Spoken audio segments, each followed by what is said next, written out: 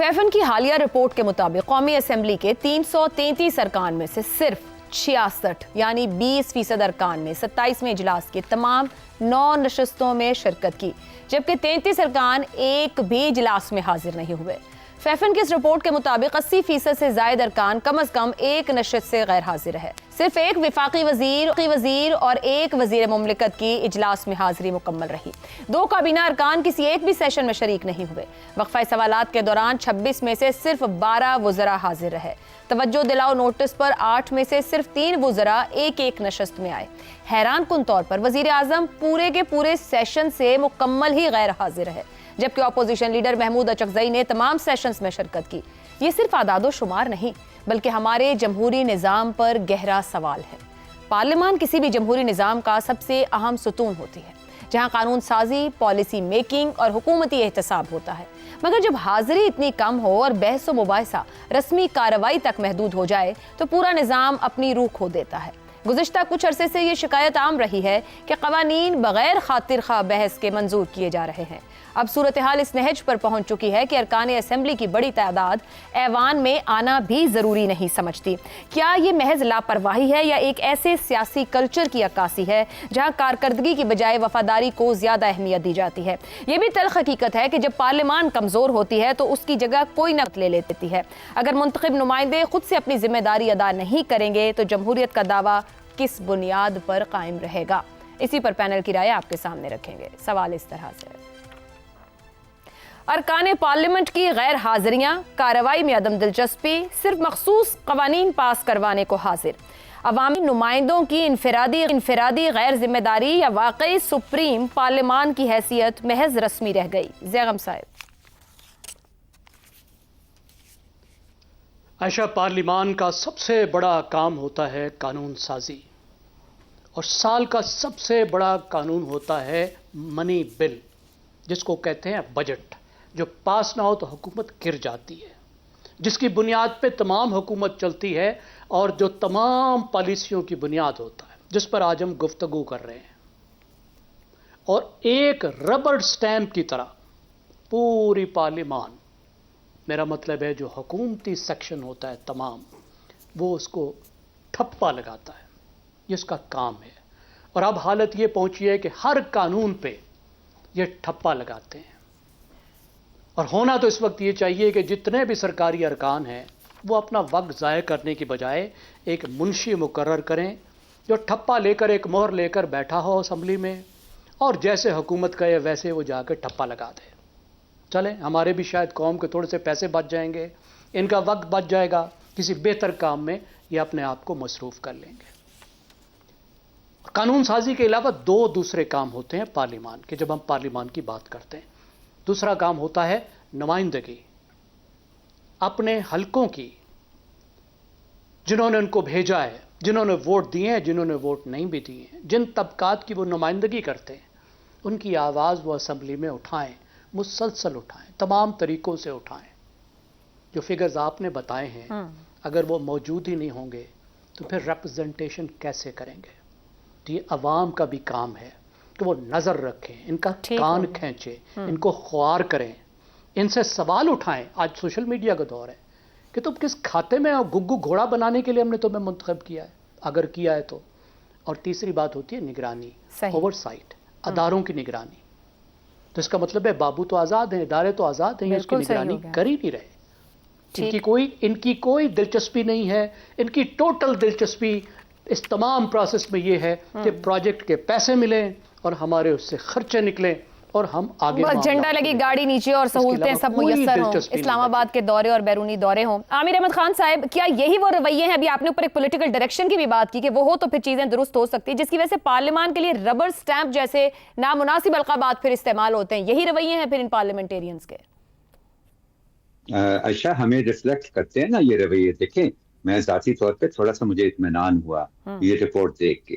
میں اتنا حیران ہوتا عائشہ اگر مجھے یہ پتا چلتا کہ ہمارے 300 نمائندگان جو ہیں 100% ان کی حاضری رہی ہے تھرو آؤٹ، کسی نے کوئی سیشن مس نہیں کیا، اور اگر کیا بھی ہے تو باقاعدہ عرضی دی ہے اور اجازت لی ہے، وجہ بیان کی ہے کہ کوئی کرنا ہے، تو مجھے لگتا ہے کہ یہ جو پارلیمنٹ ہم نے بنائی ہے یہ تو ہمارے معاشرے سے مابرا کوئی ایک اینٹی ہم نے تخلیق کر لی ہے. کیونکہ اگر ہمیں ریفلیکٹ کرنا ہے تو مجھے بتائیں کتنے لائرز ہیں پاکستان میں جو چاہتے ہیں کہ جلد از جلد مقدمات جو ہیں ان کے کسی نتیجے پر پہنچیں.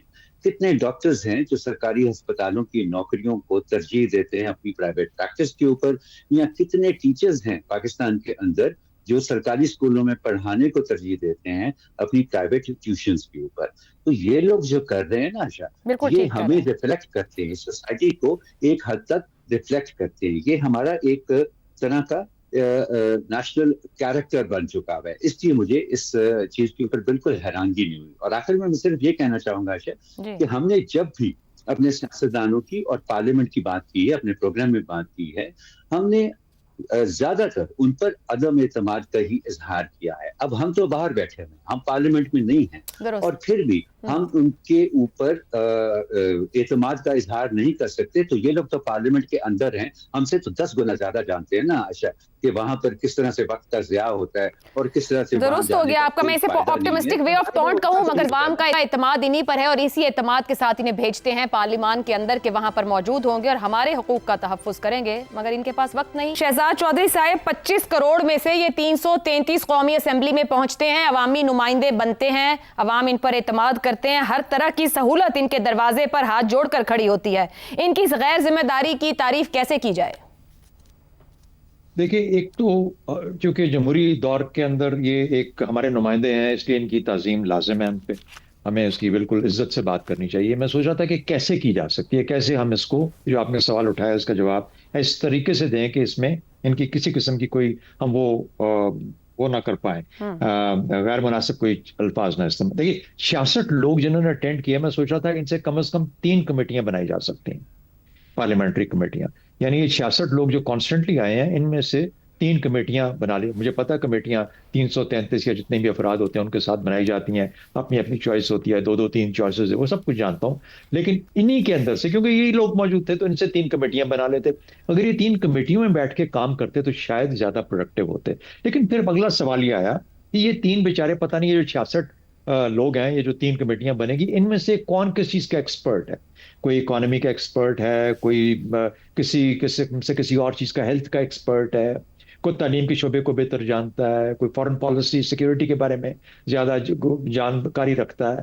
اور اگر نہیں تو یہ بیچارے تو پھنس جائیں گے کمیٹیوں کے اندر بیٹھ کے بھی, کیونکہ ان کو یہ نہیں پتا ہوگا کہ ہم نے آگے بات کیا کرنی ہے اور آگے سوال کیا پوچھیں, کس سے پوچھیں, کس کو بلائیں. یہ تو گھبراتے رہیں گے کہ یار اگر ان لوگوں کو بلا لیا, یہ جو زیادہ جانتے ہیں. دوسری بات, ہم حکومت سے آگے کبھی کسی کو تکلیف نہیں دیتے کہ حکومتی نمائندے آئے, فلانا بندہ آئے ہمارے سامنے جواب. اچھا, اب آپ نے جب کمیٹیوں کا کام باہر کے ملکوں میں دیکھا تو وہ ایکسپرٹس کو بلاتے ہیں کہ ایکسپرٹس آ کے پہلے ان کو سوال جواب کے اندر ایجوکیٹ کرتے ہیں, پھر وہ اپنے حکومتی نمائندوں سے سوال کرتے ہیں تاکہ جتنے بھی گیپس ہیں وہ فل اپ. تو ہمارے ہاں تو یہ نظام کام ہی نہیں کرتا, کمیٹیاں تو نان ایگزسٹنٹ ہے. آج بھی آپ کا سوال پارلیمنٹ کے بارے میں, کمیٹیوں کے بارے میں نہیں ہے. تو میرا خیال ہے جو بنیاد ہے وہ کمیٹیاں ہوتی ہیں, جب وہ کام نہیں کر پائیں گی. ایران کی وار ہوئی ابھی, مجھے بتائیے ہماری پارلیمنٹ میں کہیں کوئی بحث ہوئی, آپ نے کوئی آواز سنی؟ کوئی 10-15 لوگوں نے, 20 لوگوں نے کھڑے ہو کے ایک ریزولوشن پاس کی, شاید وہ کسی نے, وزیر نے کھڑے ہو کے پڑھ دی تھی, اس کے اوپر سب نے لبیک کا اور ریزولوشن پاس ہو گئی. کسی قسم کی تقریر, ڈبیٹ, بحث, سوال ہی پیدا نہیں ہوتا کہ ہمارے نمائندے جو ہیں ہمیں ریپرزینٹ کرتے ہوئے اپنا کوئی سوچ کا اظہار کر پائیں. درست ہو گیا.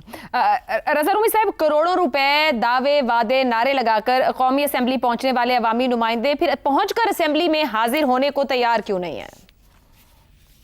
دیکھیے, یہ تو بہت ہی پیچیدہ سوال ہے, اس کا مختصر جواب ممکن نہیں ہوتا. لیکن یہ بات تو اب کلیئر ہے کہ ہماری جو اپنے پارلیمنٹیرینز ہیں, اس ادارے کی بے توقیری میں ان کا برابر کا حصہ ہے.